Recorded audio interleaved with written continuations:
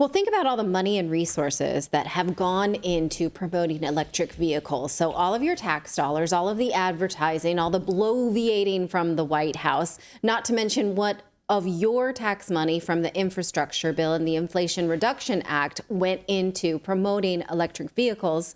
Well, what did we get for it? For all of that, what did we get? Well, according to a new report, we got a whole 3%. Wah, wah.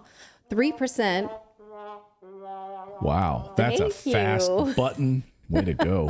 Like it. A whole 3% more Americans own EVs this year than did last year. So let's take a look at the numbers. This is just about ownership. So from last year, the percent that currently own an EV was 4%.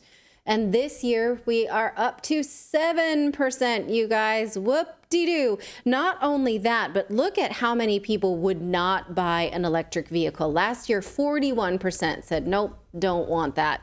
This year, 48%, so almost half are saying, yeah, no, not going to consider it. Would consider it, not going to consider it. Now, recall that Joe Biden's infrastructure bill allocated $7.5 billion tax dollars for more EV stations and innovation. The Inflation Reduction Act gave car makers incentives to push EVs, and they still are sitting on the lot. So for all of this, remember this, last year and last November, a group of dealers from about 4,000 car dealerships across the country sent this letter begging President Biden to tap the brakes on electric vehicle mandates because the EVs are just sitting there. Remember, this dealer, Tom Maioli, told this to CNBC, explaining that they just have a pileup of inventory. And this is basically the voice of the consumer. This is not the dealer. This is the voice of the consumer. And what's happening is the manufacturer is being forced to produce these EVs. They're shipping them to the dealerships, and they're backing up on the lots. You know, our average day supply pre-COVID was 60 to 90 days supply of inventory. During COVID, it was less than 30 because of the supply chain issues. We're now backed up to 12 months with EVs. Consumers don't want them. They're not buying them. We have up to $15,000 in rebates from the manufacturer and $7,500 tax credits. We're talking $22,500. Okay. So the host then goes on to say that a brand new electric F-150 truck with only 25 miles on it was marked down to $7,000. That's a $20,000 discount. And even then, they couldn't sell it. Now, he makes the distinction and says it's not Tesla. Tesla is a status purchase, and it's selling just fine. And so let's keep that in mind when we look at the socioeconomic status of who is buying EVs. Now, remember, these subsidies were paid for by taxpayers. We got a whole 3% increase in EVs. Whoop-de-doo. Needless to say, we're not getting our money's worth, folks. So people who are celebrating the infrastructure bill, I want to say, I have a high school friend. I'm not going to name names, but he was a famous model. You would know his face if you saw him on Facebook, was celebrating like how great Biden is, and because he passed the infrastructure bill. And I just was like, this is me, like, hold your hands here. Don't get involved. Don't get in fights online, because I just wanted to know, like, I just sit on my hands because I don't like to get in fights on the internet. Well, what are you so excited about? The infrastructure bill. Famous model. Like, why are you excited about that? I don't know. Because it's some sort of like massive boondoggle for one of the companies that he's a model for. This guy modeled for Gucci. Like, if you Googled him, you'd know this face. But I'm not going to say. I'm so curious why someone like obviously media elite is excited about the infrastructure bill enough to put it on Facebook, and I'm very curious. Anyway.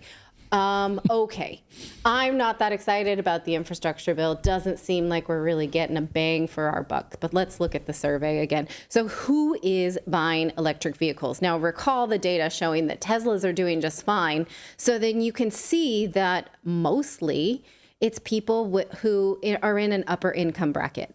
14% of people who make over $100,000 currently own an EV. Middle income and low income people, clearly they're not buying Teslas, and they're not buying the idea that they'll save on gas and maintenance, because the studies are showing they won't. These vehicles are more expensive to maintain when they do break down. And it's not just so easy to run up your electric bill to plug in your car.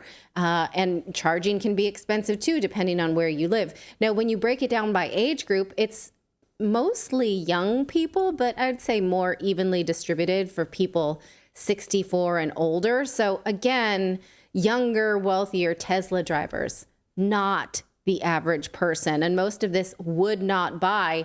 These categories are increasingly growing. This red is just bleeding into this green. What the government would like to see is the green moving in the other direction. It's clearly not. Political party, okay. Want to take some guesses? What political party do you think is buying EVs? Anybody? Democrats? Yeah, but even not that much, by maybe 3 percentage points more. Independents and Republicans, a piddly 6%. So, okay. And let's take a look at the reasons that they are not buying electric vehicles. I think this is a flawed question, because it's asking how much are you concerned about climate change, and is that why you're not buying it? Well, that is a false equivalency assumption that EVs help to combat climate change. We've looked at a lot of data that shows that that is not a sure thing, because if you live in a town where your electricity is run by coal and everyone plugs in their cars, EVs then contribute to more pollution. We saw that happen, I think, in Beijing or Hong Kong. I'd have to look up in my notes where that has actually happened. The only way it makes economic sense, though, is or like for an environmental, like in an environmental sense, is if you ignore the mining for all of the rare earth metals, you have to ignore the mining for all the plastics that's in it. If you just like zero out all the components, then yeah, maybe if electricity just miraculously appears to all these magically made components, yeah, it's a great thing. But the reality is it just doesn't. It's not. No. Yeah. Because I think an electric vehicle has at least 7 rare earth minerals, and a gas-powered car has 2 or 3. And these rare earth minerals are mined in terrible conditions. So you have to think about not just climate change, but also slave labor, human rights, all of that kind of stuff. Yeah. And then all of the shipping costs, the fossil fuels and shipping and mining, and like you're not zeroing anything out. No, you can't. So, but let's look at the question anyway. That they're trying to make the point that people who worry very little about climate change are the ones who would not own an EV or do not currently own. But even people who worry a great deal about climate change, this top rung here, they still don't want an EV, which either means that they've done the math and they realize an EV is not better for the environment, or they're not willing to make a sacrifice, even if that's true. So let us know what you think of these numbers. I think that it is indicative of the crumbling infrastructure of electric vehicles and how we need to just go back to the drawing board. Thankfully, we don't live in Canada, because we can say that we're happy that there are still fossil fuel cars, gas-powered cars, because as we talked about in the segment earlier. Straight to jail. Yeah. In Canada, if I say I don't like EVs, I'm okay with my gas-powered car, well, that will be a crime, according to a new proposed bill. So I you could face to the 2 years. We did earlier. Yeah. We'll go back and watch that segment. 2 years in prison for speaking out against nicely. No, it's basically saying nice things about oil and gas. About oil and gas. And a $500,000 fine. Yeah. You can't speak nicely about up to oil and gas. I want to know if in Canada. Oh, go ahead. No, go ahead. What I was going to say is we need to start selling bumper stickers in Canada that said sorry about my car, because it's not an EV. Right. Sorry. Like everybody driving a gas-powered vehicle should be required to have that on their vehicle. There you go. Sort of putting everything in English and French. Yeah. I'm just going to wear a t-shirt that says, I'm sorry for being white. Like, we'll just, walk around. I'm just sorry about my white privilege, I guess. That's what we need to wear in this day and age. What does that have to do with cars? It's part of the same thing. It's the same thing. It's the same thought crime. It's this. Don't you get it? Anyway, people in the chat want to talk about like what shirts we should sit. Yeah, see, he understands. Okay. You're with me on that? Are you? Okay. So we were saying earlier we need to make T-shirts for Canada to sell on our store at redactedstore.com that says we love, so we can piss off the Canadian government.